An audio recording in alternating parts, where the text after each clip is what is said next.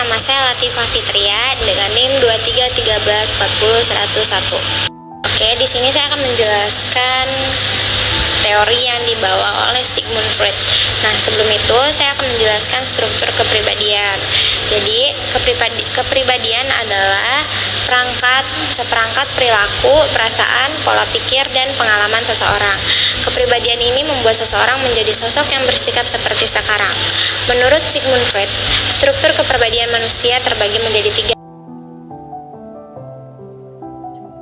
Oke, di sini saya akan membahas id. Struktur pertama, id adalah sistem kepribadian yang asli, dibawa sejak lahir. Dari id ini kemudian akan muncul ego dan superego. Saat dilahirkan, id berisi semua aspek psikologis yang diturunkan, seperti insting, impuls, dan drives.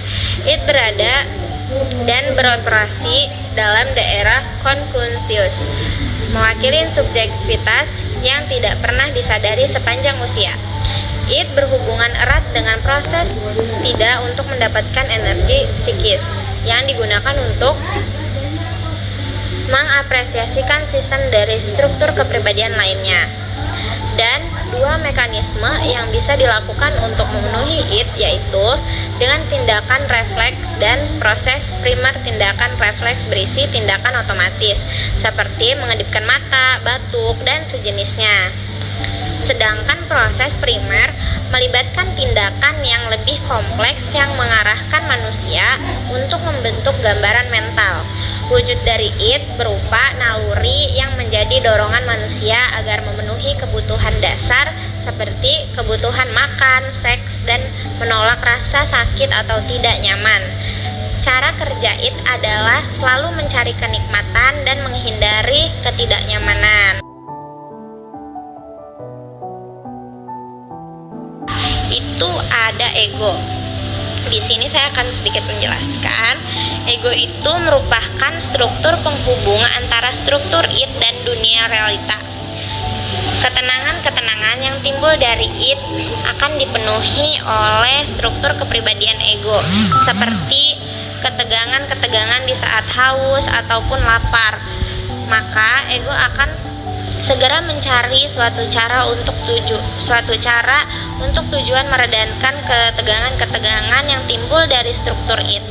Freud mengungkapkan bahwa ego memiliki pertahanan yang dapat mencegah dorongan kuat id yang berupa nafsu. Ego berfungsi sebagai polisi lalu lintas yang memediasi naluri dengan lingkungan sekitar yang diatur atas dasar prinsip realitas. Sebenarnya ego melakukan proses berpikir yang logis dan realistik secara merencanakan tindakan untuk memuaskan kebutuhan individu. Secara garis besar, ego merupakan tempat bersemayam inteligensi dan rasionalitas yang mengawasi dan mengendalikan impuls buta dari id. Tidak hanya memenuhi kebutuhan id, ego juga menolak dorongan yang tidak diinginkan oleh kode moral yang ditekankan oleh realitas. Ada superego. Nah, superego ini merupakan cabang moral atau hukum dari kepribadian.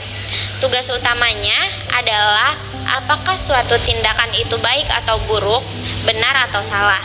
Selain itu, superego juga mempresentasikan hal-hal yang ideal dan untuk mencapai kesempurnaan. Superego berfungsi sebagai impuls penghambat id dan mempersenantiasakan nilai-nilai tradisional masyarakat yang diwariskan orang tua pada anak. Nah, dari penjelasan tersebut dapat kita simpulkan bahwa ketiga struktur kepribadian manusia menurut Sigmund Freud memiliki keterkaitan satu sama lain. Semuanya memiliki fungsi dan tugas masing-masing untuk membentuk kepribadian seseorang yang lebih baik. Jadi, Freud ini membagi kepribadian manusia itu menjadi 3 struktur utama, yaitu id, ego, dan superego. Nah, ini itu adalah bagian instingtif, dan primitif yang didorong oleh libido dan mencari kenikmatan. Jadi, ego itu bertindak sebagai mediator antara id dan realitas, mengendalikan dorongan instinktif dan prinsip realitas. Superego berfungsi sebagai aspek moral yang menentukan baik buruknya perilaku. Dalam dinamika kepribadian, Freud menjelaskan adanya interaksi energi psikis antara id, ego, dan superego. Nah, di mana manusia termotivasi untuk mencari kesenangan dan mengurangi kecemasan. Nah, Freud juga memperkenalkan konsep insting kehidupan eros dan insting kematian thanatos sebagai dorongan utama perilaku manusia. Kecemasan menurut Freud timbul dari kompleks antara id, ego, dan superego dengan 3 jenis kecemasan, yaitu kecemasan realitas, neuritas, dan moral. Mungkin itu saja yang bisa saya sampaikan. Kurang lebihnya saya mohon maaf apabila ada kata-kata yang tidak sesuai. Saya mohon maaf. Wabillahi taufiq wal hidayah. Wassalamualaikum warahmatullahi wabarakatuh.